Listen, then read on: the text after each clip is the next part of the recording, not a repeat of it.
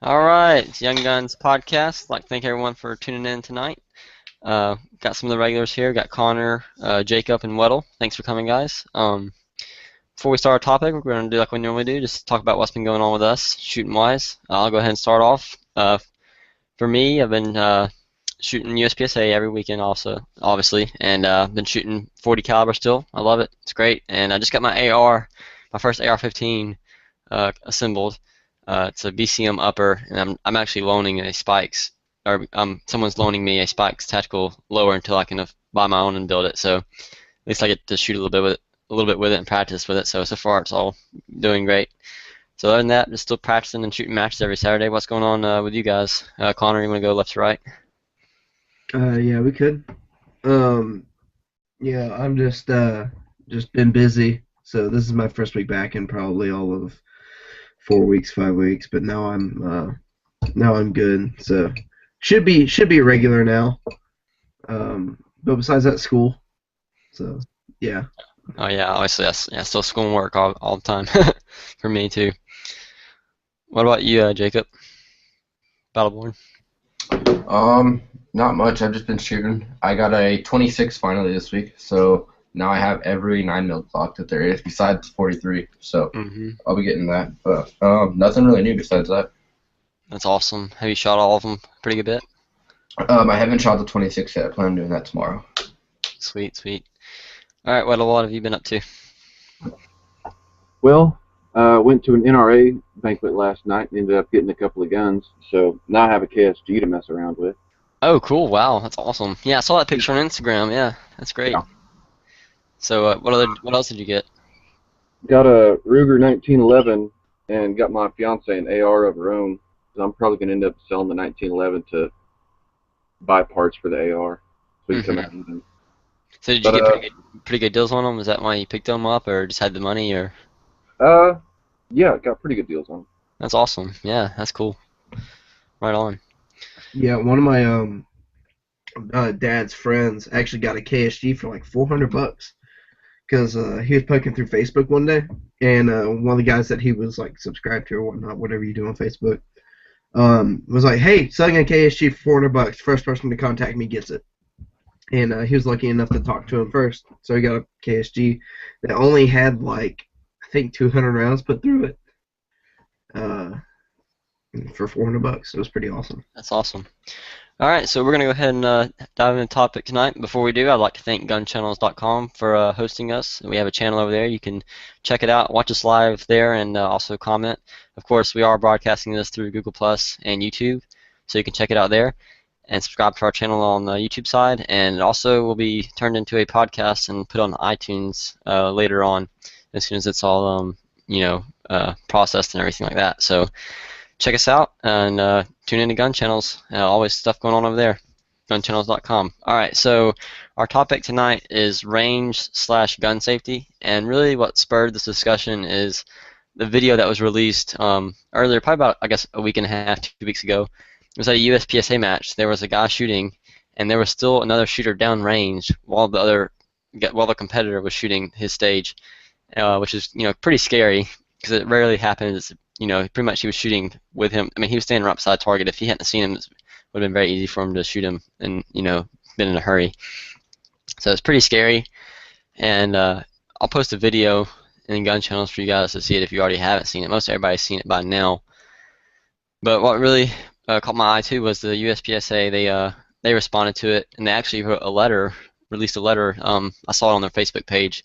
It's in the form of a Google Drive, and they addressed the video, and they're saying they're happy no one was hurt. And I thought it was really cool. They said that the RMI cadre, which I guess that's something to do with their range master school or whatever, has already added the video to the level 1 and level 2 seminar. So they're gonna be using it in their training, and to emphasize that the range officers have to safety is their number one priority for the range officer, and to clear the range. So I just thought it'd be a good thing to hit on tonight. Um, I don't know, like what do you guys like to do? Like, what do you guys watch for? I mean, what's your level of awareness when you're at the range? And I mean, how does it vary? Because sometimes I know for me, like my range, I'm always practicing gun safety, but how aware I am of it is changes from when I'm shooting by myself compared to when I'm, with a squad of other people. Do you guys want to comment on that or anything? I feel like definitely when I'm alone, not saying that I slack on gun safety, but Exactly. I'm not. It's bad to say this, but it's almost like you're not as concerned. You're not as aware, Um, I guess I would yeah, say. you don't have to worry about, hey, is there anybody downrange? Hey, is there anybody to the left or right of me? Exactly, because you're in a secure area, so kind of Yeah. can relax a little bit, but you still, obviously the same Oh muzzle yeah. discipline and trigger discipline, all that. So, Oh yeah. Well, and two, I do a lot of accuracy shooting when I'm by myself. I don't just usually go out and shoot. Like at Caleb, I know you practice a lot, and I don't do that. Usually when I go shoot, I'll take my AR or the 223 bolt gun that we have, and I will go and just basically bench shoot, and hmm uh, and I'll actually leave the gun there. And that's another thing that when I'm alone, I'll leave my guns where I'm shooting at, with like chamber open, and mag out, everything. right, yeah, I do that no But matter what. yeah, but when I'm with a group of people, I'll usually 95% of the time, unless I'm really comfortable with the person I'm shooting with, I'll either take the gun with me or I'll put it back in the case, like just throw it in the case, shut the case a little bit, hmm just so there's not. So they stop thinking for a second, they like pick it up and handling it or something, and all Yeah, of a sudden you're downrange and they're pointing a gun at you that could yeah, possibly be loaded. yeah, because that's happened to me before, and hmm I scalded the person that did it, but you know, and again, well, I mean, you can't scald somebody too hard, um, when they're beginning, because then you'll push them away, but you definitely have to teach them. Right. Um, but yeah, I've had people do that, so that's why I'm kind of more on the safer side when I'm with people. I guess it's just bad. It's bad to hear that said, but because you should always be extremely safe with firearms. But like Caleb said, your level of awareness should be higher when you're shooting with a squad of people, even just one other person. Exactly, definitely. Always watching what they're doing as well as yourself. And going back to what this video and everything, a lot of it had to do, they're saying in gun channels, the way the stage was set up. A lot of clubs will use vision walls, which is like the wall will be see-through. It'll just be like some kind of a construction type fence stuff. You can see all the way through it. But this particular stage was blind. You couldn't see anything past the walls and the few ports. And that was probably part of the reason that they didn't see him until they got farther down range. And really, pretty much everyone's at blame here. The RO himself is the one responsible. I mean, as USPSA said, I mean, the RO is his priority to make sure the range is clear. But also the shooter himself and the guy who was downrange, I would say he's the second biggest to blame, because you need to be self-aware of what's happening on a live range. That okay, everybody's already headed back to the behind down range for the next shooter, and he was out there getting brass. That's another thing I want to mention. Don't worry about your stinking brass when you're shooting, especially a match. I never worry about brass. I worry about shooting the stages. Then I worry about brass after the match and after everything's torn down.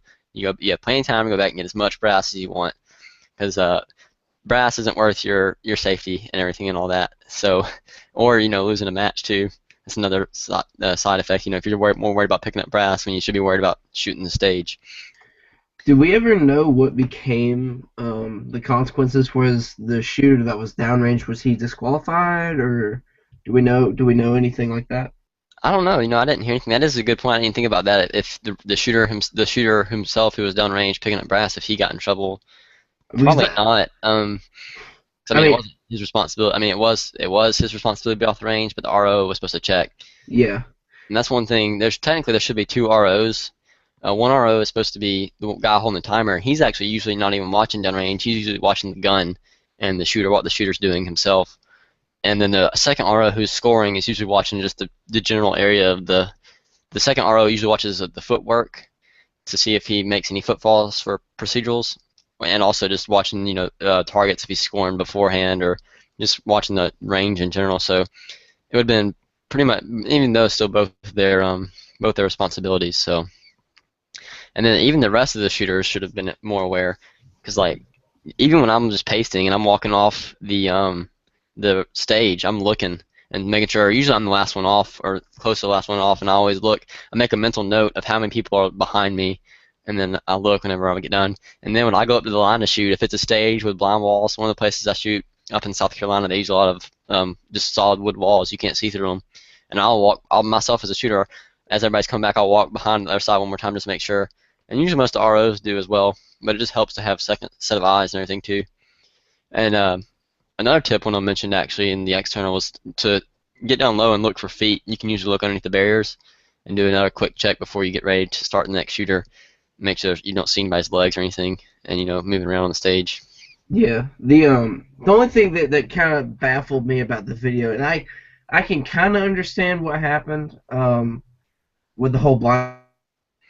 If you watch the video, the shooter first goes to some targets on the left, engages them, and then goes and engages targets on the right, and he passes, or at least what I thought in the video, it looks like he passes a window.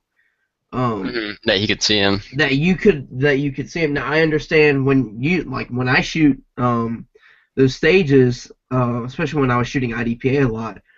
Sometimes I would get tunnel vision, so I can understand that. But then he turns and goes down this makeshift hallway. The corridor, pretty much the main corridor going down. He gets close to the guy before he even sees him, which is shocking. Because usually, even when I'm shooting, I still pick up movement, like not even realizing it. So it looked like the guy. To me, it looked like the guy was pasting targets. No, he had a brass thing. I looked into that, and from what I understand, if you look in his hand when he stops and looks at the shooter, or whenever he realizes that people are shooting at him, he's got a thing in his hand for getting brass. And it's kind of hard to see. It's a short one. It's one of those little things you roll across the ground and get brass. Yeah. See, I personally, I think he was also behind the targets. So that's also another thing. If he would have shot the target, good chance he would have gotten shot. Yeah, that was another thing. Excuse me. There's another thing I picked up on. Is that he was standing actually like behind the target that the guy would have been shooting at. And that was his next set of targets, I'm pretty sure. Yeah. And if I'm not mistaken, the guy videoing is the one who called the ceasefire, the stop. Yeah. He was the first one who saw it. You wonder if the guy shooting, because like you said, the next set of targets looked like the one that the guy was standing behind looked like his next set of targets. If he would have been so focused that he would have looked right at that target and not noticed the human silhouette behind it. He probably wouldn't have. He probably would have at least broke one shot before he realized it. I know I probably would. I probably would have. I'd say that I would have seen him before then, but I probably would. If I didn't have, I definitely would have broke a shot on that target because of how fast those transitions were. But I'm thinking that I would have seen him as I came into that main corridor. That's just what I think. But yeah, because it was one of those things. He turned and took 5 steps. And then was like, oh, there's a person there, You figure as soon as you turn that, because usually, even though like I shot a lot more IDPA than I ever did USPSA, and we had a lot of, since it's defensive pistol, we had a lot of in the house type of situations, or scenarios, and so there was a lot of corridors whenever you would shoot, lots of corridors, pretty much. And I got to the point to where when I would turn a corner, I would just visually scan, just a quick glance around to see, not only to see where I had to go next, but almost as a safety precaution just for this kind of situation.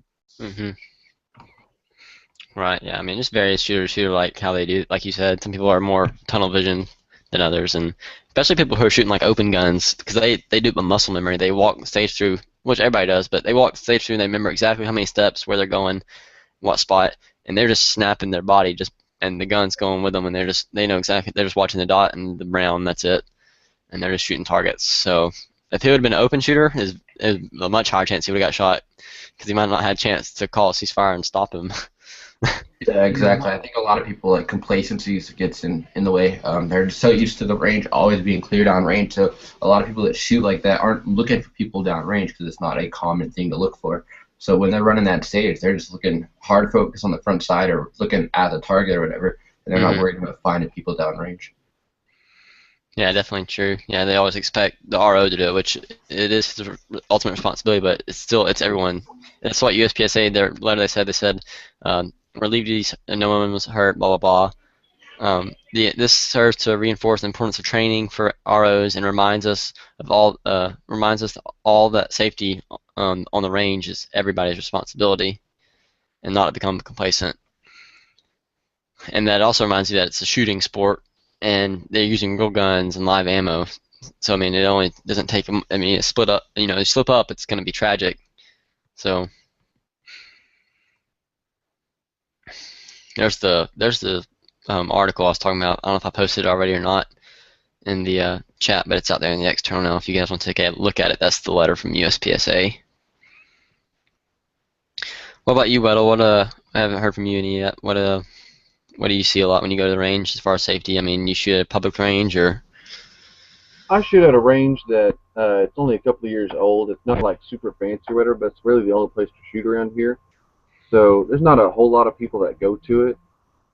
Basically, I just try and go on off hours and just find a range or a lane to myself because I don't like having to make sure other people are not firing, make sure everybody's paying attention. I just like to go out there by myself. So most what I look out for is other shooters in general, and then I try and go somewhere else so I don't have to deal with them. Right, that's a good idea. Yeah, and a lot of places you go. What's that? Oh, sorry, go ahead and finish. I was just gonna say a lot of places you go have private bays usually, which is kind of awesome, depending on how nice the range is. If you like pay for it. I was gonna say, like, I have been out there before and just like working on like reloads or something like that. And then I'll look over and all of a sudden there's like 3 guys who are like completely half set up next to me. And they've been there for a couple minutes even, and I wasn't even looking around and paying attention. Mm-hmm. So it's like after that I'll generally leave in the next couple of minutes because, well, I mean, the next couple of minutes. So like at that point I'll start like kind of finishing up what I'm doing and getting out of there. Mm-hmm. Because I just like to have the range to myself, so I can like run around, be a dork, and don't have to worry about anybody looking at me. And you can focus and everything. Yeah, like I can focus on like hiding behind like little barriers and like leaning out and shooting at them and trying like different positions and doing weird and stuff. You don't have to worry about somebody looking at me or maybe like breaking a shot off at me or something like that. Take your airsoft gun up there and go pew pew pew pew pew pew. No, I just do that to my neighbors upstairs. They get That's funny. Yeah, and the one thing I want to mention about like range awareness, actually, I just remembered is like we talked about this last week when we talked about range gear, is having electronic earmuffs really helps with that because you can hear a lot more what's going on, what people are saying. I mean, if you have it turned up all the way, you can hear people taking footsteps. I mean, it's a lot better hearing level than your actual ears are. So having an electronic ear pro also helps with that. Yeah, I think we're all fortunate enough to, seems like us, at least in this group, all shoot in pretty much private areas. I know I shoot on a private range, so when I'm in the bay, it's just me and whoever I bring with me to the range, so I don't really have to worry about other people for that much. That being said, I did work at a gun store for 2 years, and we had tons of people on the range, and being an RSO myself, that there's definitely a lot to look for when you're shooting around a bunch of people, especially people that are inexperienced, like they were at my ranges. So yeah, you definitely can't relax at any time. No, yeah, especially not that environment because you know you go in the range and you see bullet holes in the ceiling and the walls. You're like like, I know how those got there. And so like one range I worked at, it was a place where lots of tourists go. And so you're handing people full auto machine guns. I mean, you're standing in the lane with them, and then you hand it to them when they're ready to shoot. And then as soon as they're done shooting, you take it from them. But still, for a brief time, an inexperienced shooter is handling a machine gun, and so you got to be very careful with everything they're doing.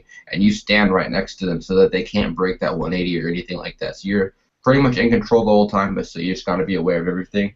Right. But then there's also the inexperienced shooters, and I can't tell you the number of times that I've had people turn around and point a loaded gun at me and say, "Hey, this jammed. Can you help me?" Or, "Hey, I don't know what's going on," and they just don't even think that there is a round in there. And around inexperienced shooters, you definitely got to be aware of everything that's going on all the time.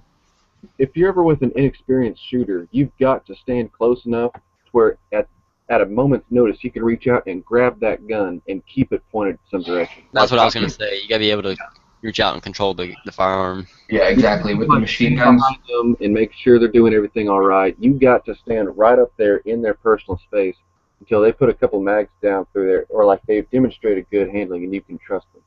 Yeah, with the machine guns, we're taught so they stand, if they're right-handed, they stand with a ablative stance, so their body is open towards the right side of them, and the RSO would stand in that space, basically, and watch the muzzle. And so as soon as they start firing, and as soon as it starts to just break even off what they're shooting at, the RSO can just grab the gun and just keep it straight. And so we never had a problem like you saw with like the Uzi video and stuff. We never had any sort of problems like that. The problems always came with people coming into the range with their own firearms. They were like first-time shooters or just inexperienced shooters, and those were the main problems. We never had machine gun problems with us standing next to the shooter at all times.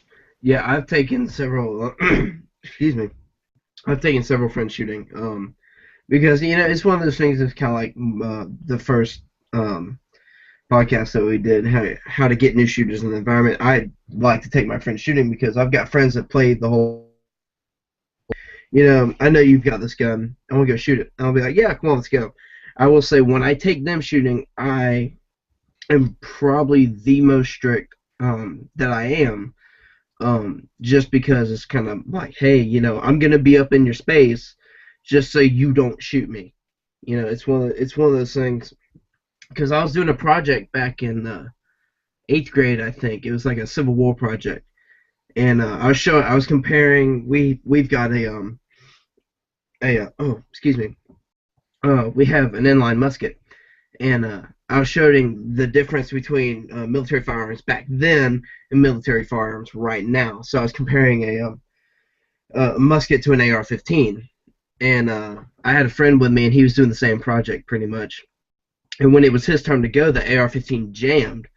But and like you said, he just turned around and was like, "Hey, it's broken. Hey, it's jammed.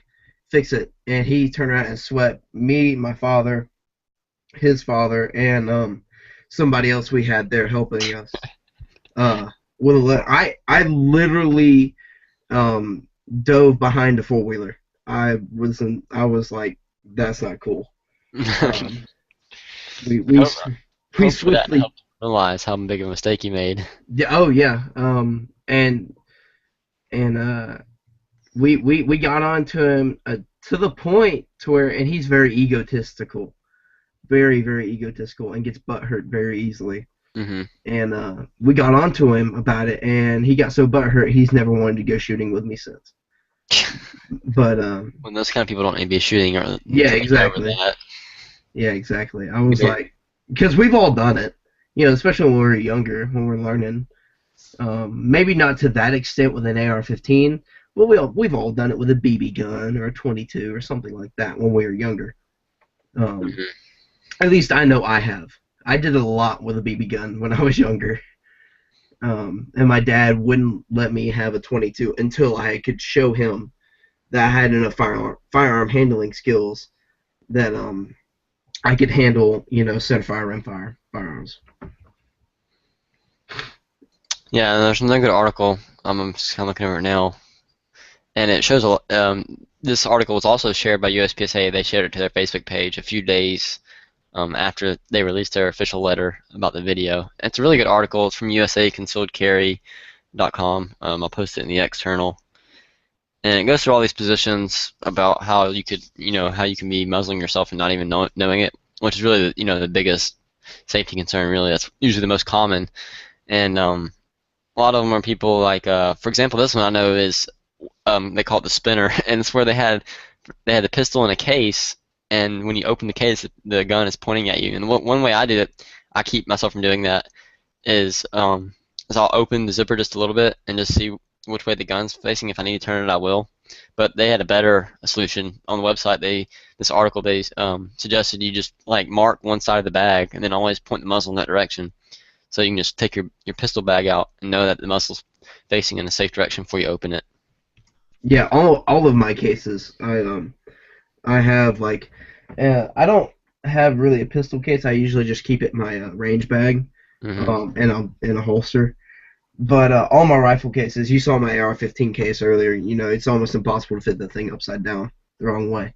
All of my like hunting rifle cases I've got a piece of like black electrical tape on the side that I always face the muzzle, and I always make sure that I've got either like the Bushmaster logo, or I think I've got a Ruger case. Yeah.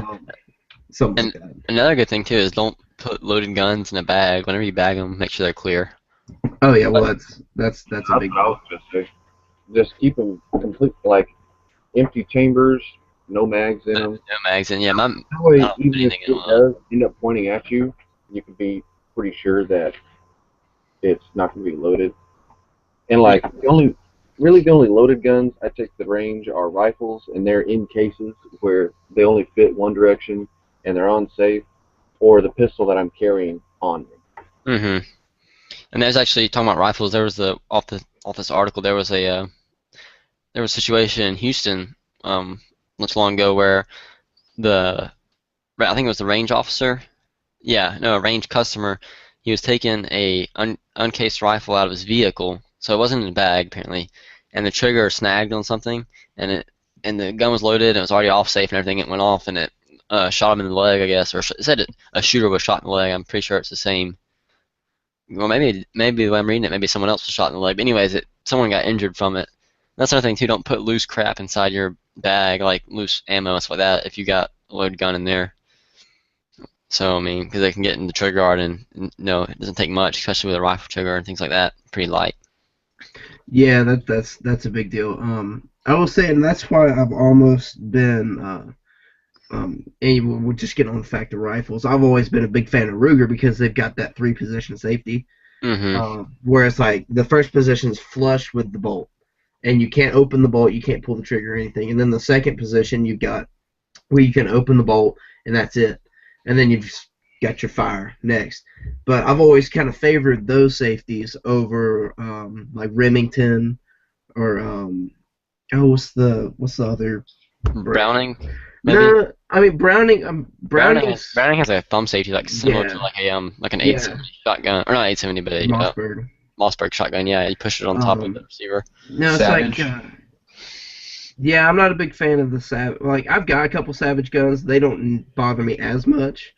But there's this one. It starts with a T. Tika? Tika. Yeah, the Tika safeties I really dislike. I've never shot one, so I don't know what they look like. How they work? It's like a big arm that swings out. Hmm. And it's a 2-position safety. At least the one that I shot. Yeah, like you're saying, the Rugers are like pretty much the best because they have the lock position. Yeah. Pretty much that lock, it locks the fire pin in place. You could literally drop that gun and it's not gonna go off. And then they have the safety on, and they have the safety off. And that's like my favorite safety system, especially for a rifle and everything. I'm definitely not a big fan of the grip safeties and the old lever action guns.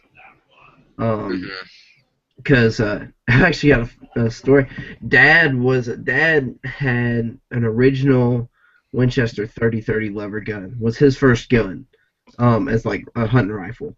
And he said one day he was sitting in the tree stand, and we've all done this. We've all gotten in the tree stand and then dozed off. Yeah. And definitely. he had his hand in the lever guard. That's what you call it. And then while he was asleep, his finger fell on the trigger and set the gun off. Holy crap. Yeah. Yeah, so usually if I plan on relaxing in the tree stand, I'll usually have a hanger on my stand or something, and I'll hang the gun away from me. Yeah. So because of that, and just I'm afraid of dropping it. Yeah, no. My tree stands are big enough where I can just set mine across my crossbar in front of me, and I'll be fine. Because I've usually got my Remington 700 or my Ruger Ultralight. So, yep. Right. There's another.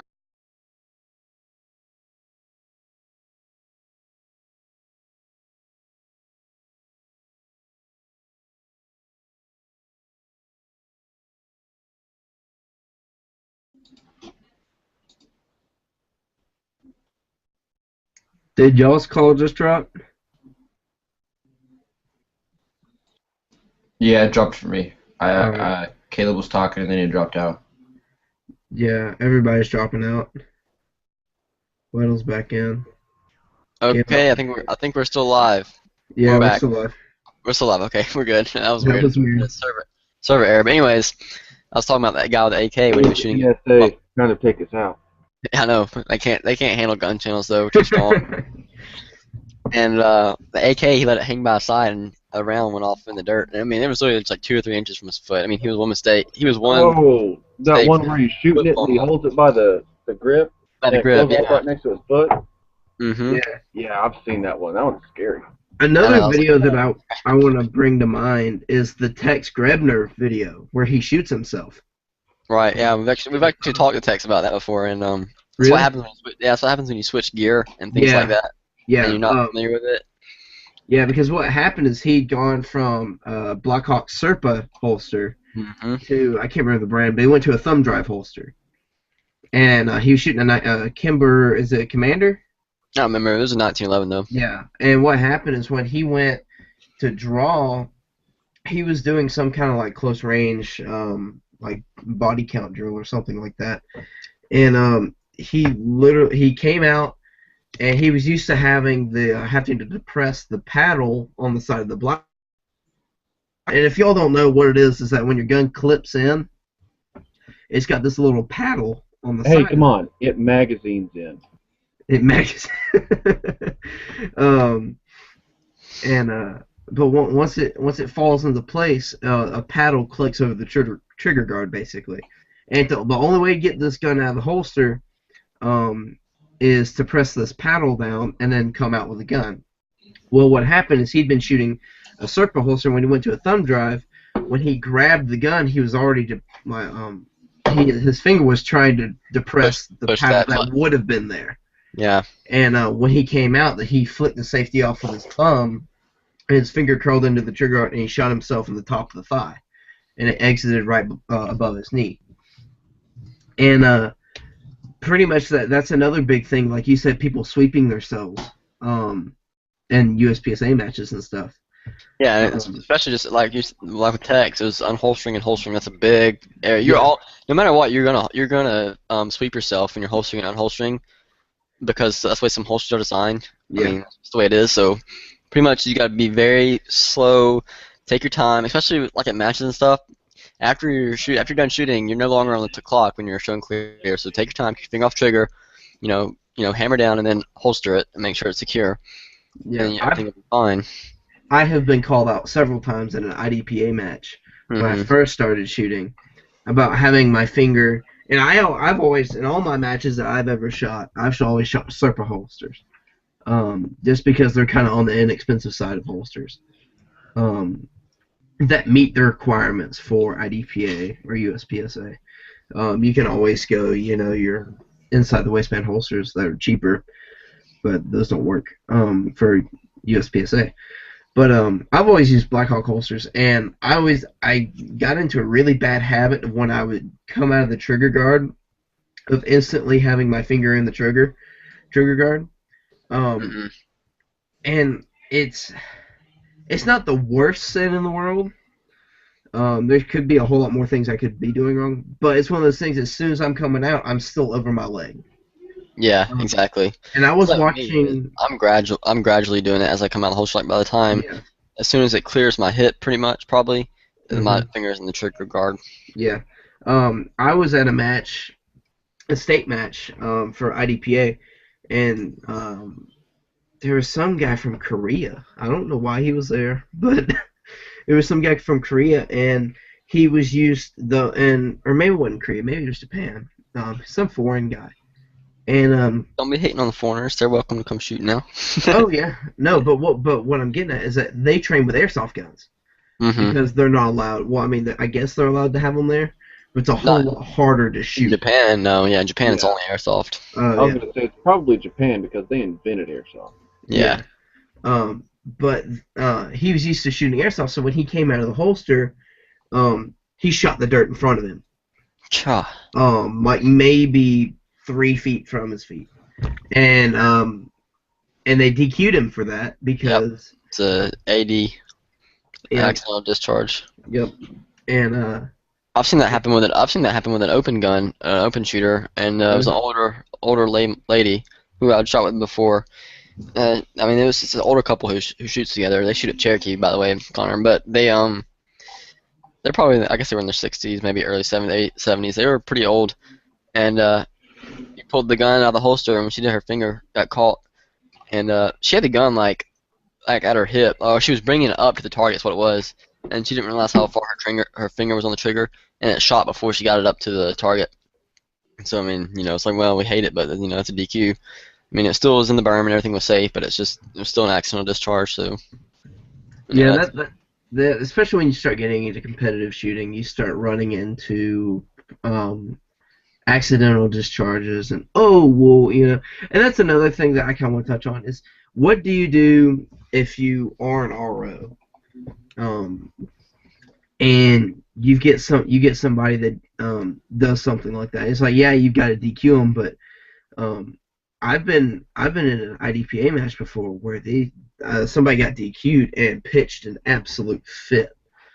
I mean, yelling, screaming, cussing. I've never seen it happen. I've Um, I've heard of some people getting upset about certain things, about people trying to help them with safety and stuff. They Yeah. still didn't get DQ'd because there was one lady at a match one time. I didn't even know who it was. I didn't shoot. I was on the same squad, but she was just being kind of uppity about it. She was a newer shooter, and they were kind of trying to tell her about safety and things like that, and she just didn't want to have none of it. But I mean, what are you talking about as far as not being an RO? I mean, the only people who run the timer at our matches, they're ROs. So, yeah. and then even then with a DQ, always after you call the DQ, before you make it official, or whatever, you call the range master to come and talk to him and verify it and everything and make sure Yeah. the call is good. From being an RO or RSO, however you want to call it, I've always viewed that talking to them in like a respectful manner instead of a demeaning manner comes Right. across better. Because yeah, you get people that are frustrated and that could blow the match for them, and it could be a small mistake or it could be a huge mistake that they just were completely just being ignorant. But either way, you just gotta be respectful with them and say, hey, look, this is what happened.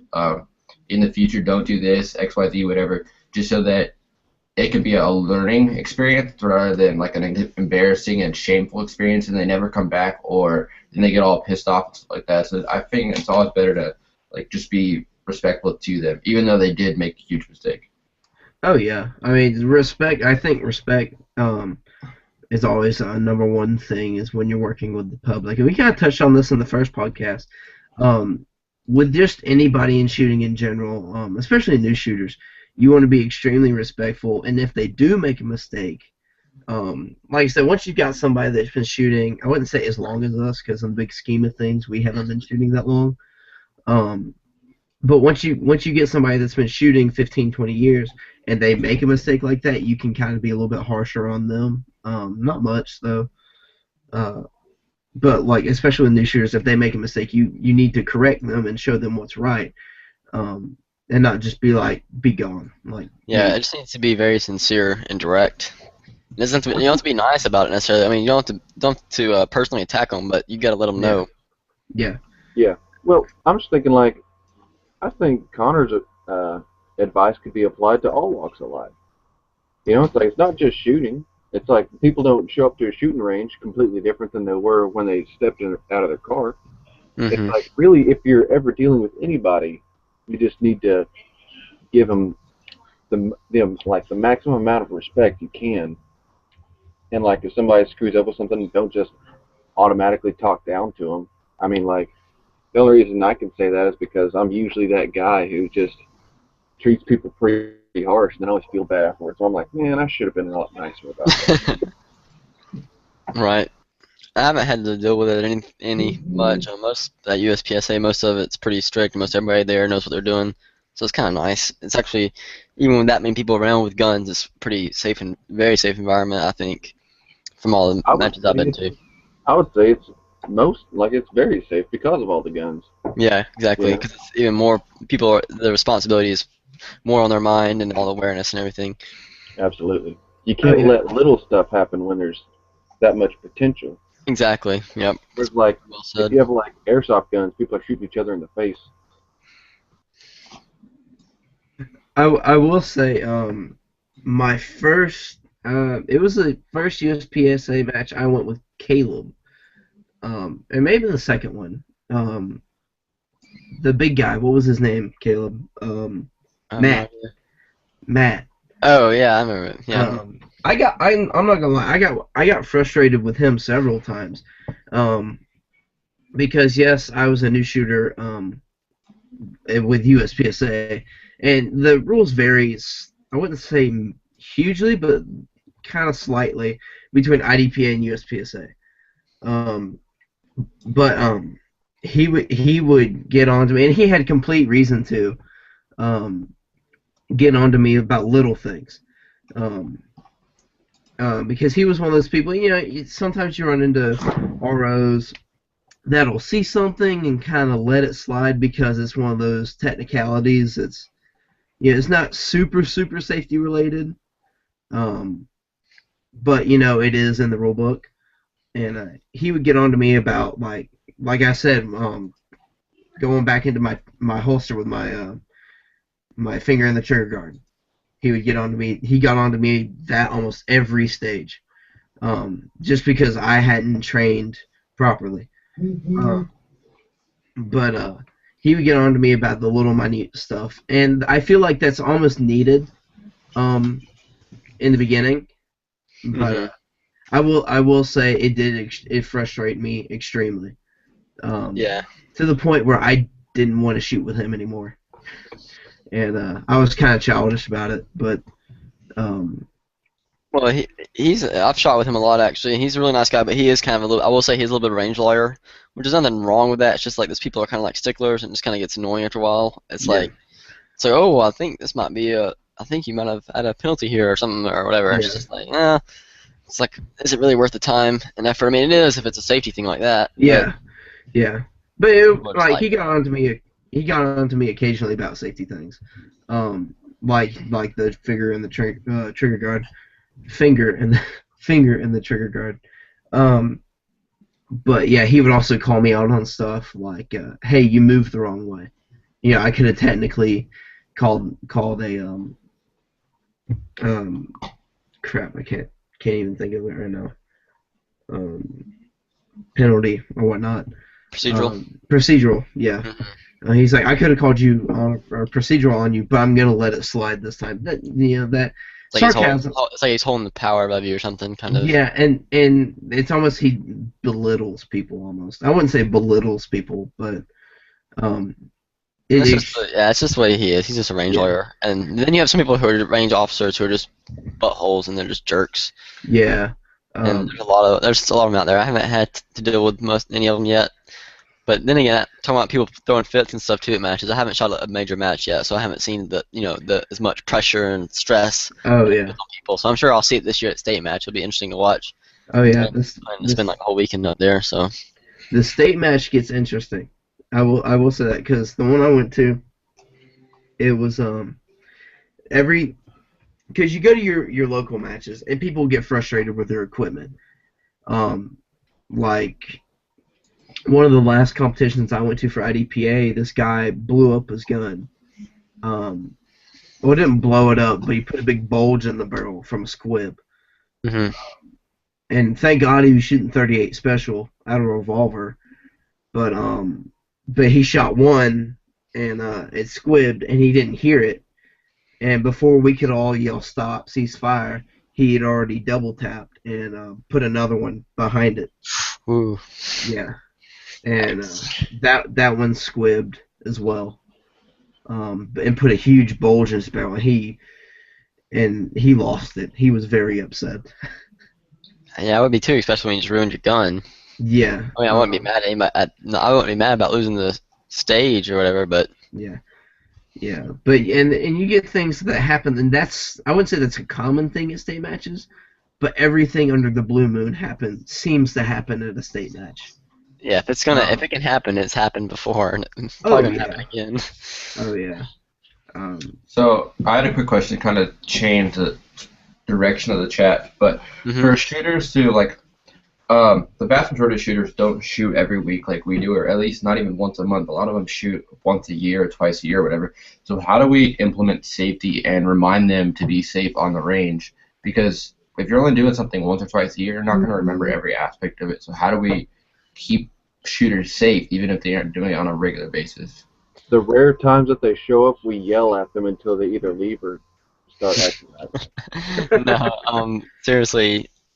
I mean, it's kind of like riding a bicycle. You got to think of gun safety the same way. You never forget it. And also, there's the big 3 rules or 4 rules, whatever it is. That actually in that article I put up earlier. The NRA has them. Always keep muzzle pointed in a safe direction. Always keep your finger off the trigger until ready to shoot, and always keep guns unloaded until you are ready to use them. And just having those rules posted somewhere, so not going to range, or just always keeping them mentally in your mind, and always having someone around, like a a range officer or something like that to make sure everything's going like it should. I am a strong believer of having bodies there, like a range officer or actually another shooter there or something like that, because I'm I shoot a lot of private ranges, mainly property that I own, or I'll go over to Caleb's house and we'll shoot there. But the few times I've been to an outdoor public range, I usually go to an indoor public range if I do go to an actual public range.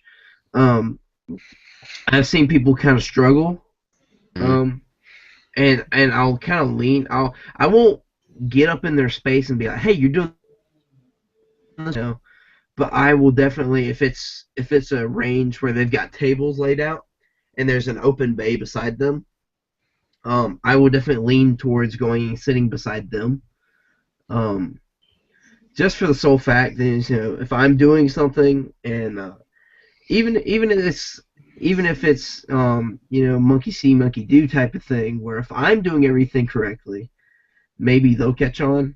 Mhm. And I'll also, if they do something big, or like break the 180 line, Say or something to them. so yeah, I'll say something to them. But I'm a very strong believer of having people there to help. I don't believe that the signs help. Um, I don't know. I've always kind of ignored the signs just because. I think everyone else does too. Yeah, I don't know. I guess it depends on where you have them posted and the range set up. Like if you have it like right there in the bay in front of them, but yeah, like if you put it I on a think door or something like that, it people are would probably gonna ignore it. But it would also be better if each range had like the four main safety rules instead of like the 20 of that specific yeah, range. You yeah, know, very true. if they had like this range's rules, like when you walk in, like somewhere behind the counter, where like you can point to them, it's like no full auto fire, blah blah, blah whatever. But like when you're going into the range, big bold letters, the big four ones, like finger off the trigger till your sights are on target. Muzzle You know, down range at all muzzle times. downrange, or like muzzle pointed in a safe direction. You know, not Mhm. just like this range of specific ones, but just like if they can just hammer into their brains every single time. Because you get somebody a list of like three or four things, not only are they more likely to remember it, they're more likely to look at it in the first place than if it had like 15 things. So like, no, I don't have time to read all Right. Definitely, that. I agree with It's that. not Yes, good. that's a good point. yeah. I also, this kind of hints on the whole range safety things. Have any of y'all been hit by a ricochet?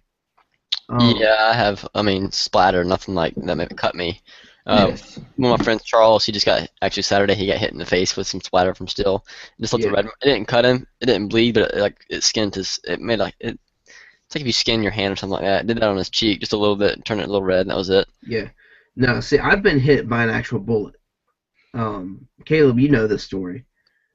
Bowling pins. Yeah, I was actually shooting an indoor tournament, which I actually placed third or second in. I can't remember. I've got the little thing right here somewhere. I think I placed third.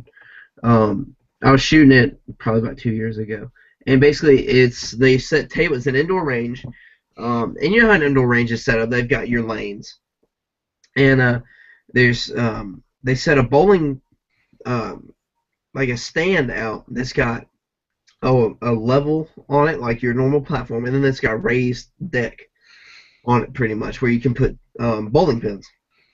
And they would set 5 bowling pins um, up on these things, and you had to shoot them. Well, I don't know if any of y'all have shot bowling pins in the past, but they don't catch bullets unless they're supersonic, pretty much. I mean, every bullet's pretty much supersonic. But they don't catch stuff that's not, like, they won't catch a 45. Um, and this is what the 45 is actually what hit me, is because what happened is somebody shot the bowling pin and hit the top of it, and it ricocheted up into, I don't know how it happened, but I'm pretty sure because a cable got cut at the same time, so I assume it was from that ricochet. Um, but basically what happened is it was skipped off the top of a target or a bowling pin, and it ricocheted and wound up hitting me in the arm and left a nice little bruise. Yeah, well, one of the guys on here actually got shot, hit by a 223, and it hit him like in his thigh, so it was kind of soft, like inside of his Yeah, thigh, I think. yeah, And it was a 223, and I forget how close it was. It was Stone Guy. everybody knows Stone Gun Channels, and he got hit with it, and it was pretty bad. Little, I mean, not the stitches or anything, but it was. I'm sure it hurt. Oh yeah. And that's another thing to mention. They're talking about this range safety in general. It's all this is all from steel and hard targets like this, especially Yeah. with steel. If you make sure the steel has the ability to Move. dissipate the energy, and not be rigid and try to throw it all back at you. If you have it free hanging or swinging stuff like that, usually it's not a problem at all. Then I mean I shoot still at 7 yards all the time. My 40, my 9, my 45, and never had any splatter come my way. It usually just stars off to the side or directly into the ground below. Yeah. That's a big thing. So I know we keep going back to the USPSA thing, or at least I do, just because it's such a good example of range safety. But pretty much USPSA has a requirement of any steel that you shoot has to either be swinging, collapses, or it has to dissipate the energy one way or another, and you can only set it up. I think the minimum distance is 5 yards. No, Or it's 10. it's actually 20. I think it's 20 feet or 21 feet, 7 yards, which is that's what I use for my practice too. So Yeah. I'm pretty sure that's what it is for USPSA. Yeah, but and that's another good thing is that they won't let you walk up on steel. That I feel like that's another big thing is don't shoot things that aren't meant to be shot. No, they will in USPSA. They will let you do that. They won't let you, but you'll get procedural. I think it's procedural or DQ. If you, Pretty sure it's a DQ. I think it is because I think if the steel presents itself somewhere farther away and it's meant to be taken from there, and you kind of like game it and shoot it closer than you're supposed to, Yeah. they usually probably that's like one of those things that most ROs won't think about. But especially like at a major match, something like that, where everything's measured really well, and the ROs are running the same stage all day, Yeah. and they know what to watch for. They're watching for the same thing over and over again. Yep. I mean, that's something they'll call you on. Yeah. No. But yeah, don't shoot things that aren't meant to be shot. Pretty much like rocks. Rocks aren't a good thing that are supposed to be shot. That are like standing water. Don't ever shoot at standing water at an angle. I've done that. It Well, depends. I think we've all done that. And Depends on the air. Depends on the angle. That's not as big of a. You can shoot at standing water. You just have to have a really good idea of what that bullet's going to do once it ricochets, and then you got to have a backstop behind it. Yeah. Right, and like I shoot into my pond sometimes pretty good bit, and it's like it's in a giant hole. So if anything ricochets up, it's most likely going to go into our hill and everything. There's a lot of backstop around. You gotta shoot that poor goat, man. Yeah, I know. Connor's bent on killing my goat. Don't kill my goat. Don't kill Khalib's goat. But Put it out of its misery. I've also shot like ice before, but I only did that with 22 because I was doing like a penetration test. I probably wouldn't do it with anything. Well, I guess it probably wouldn't hurt. Ice wouldn't. Ice is actually pretty soft. Yeah, ice is pretty soft. But yeah, I was over at a friend's house one time, and he pulled out his father's 357 revolver. And anytime I'm over at a friend's house and a gun's involved, I've always been like, hey, let's not do this. Unless I'm over at like Caleb's house or somebody that I can trust that knows what they're doing. And he was like, hey, watch this. And before I could say anything or do anything, he literally shot this big boulder out behind his house that was maybe 5 yards away. Oh, God. What? Maybe 5 yards. Wow. And sure enough, he didn't even hit it square on. He glanced it off the side. So of course the thing went skittering across the dirt. But, oh well, that's yeah. Yeah. So you have to watch out for people like that. But That's definitely true. But that also ties into the whole teach people right. Exactly. And like I took a friend into our local gun store the other day, and because I was picking something up for my AR, and I walked in, and he's pretty responsible. I trust him a good bit, but he's shot guns. And I've taken him shooting before, but he doesn't own any guns, and he just turned 18. And we were looking at. He's like, man, I've been thinking that I kind of want a gun. And I took him over to the wall where they keep all the rifles at. I started showing him, hey, I started showing him 10/22s. Right. I was like, this is like your best bang for your buck. You get a semi-automatic rifle that you can have fun with. Ammo's cheap for it, and you can make it look like anything you can imagine. There's so many parts and pieces, and Aftermarket stuff, yeah. yeah, It's like a uh, mini AR.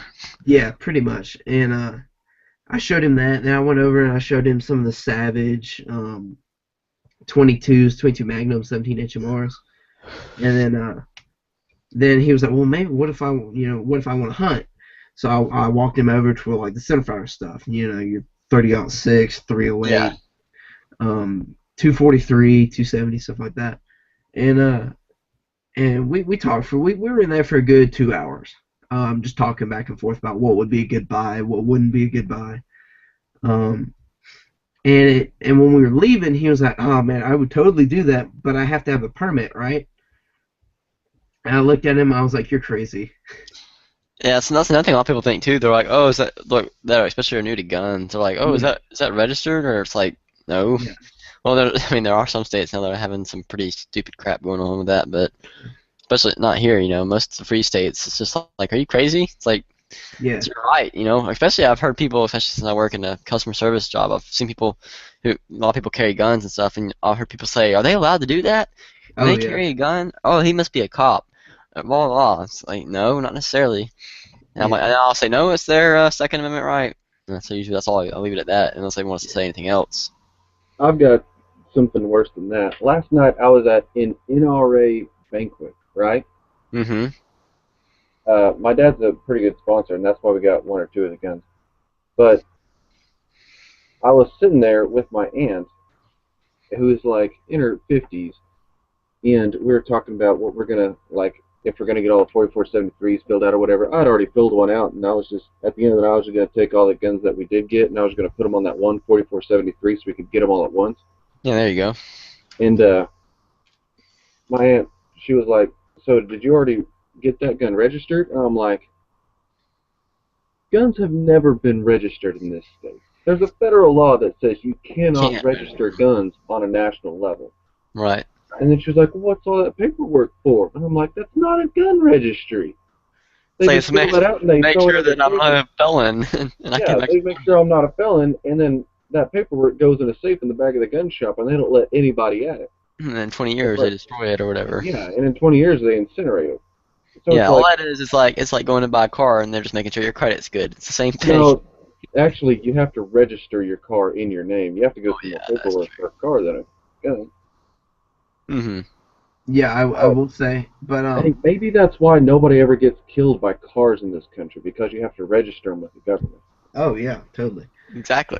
Oh, Um, that's such a good idea, though. We need to start registering guns. That way nobody will die out guns either.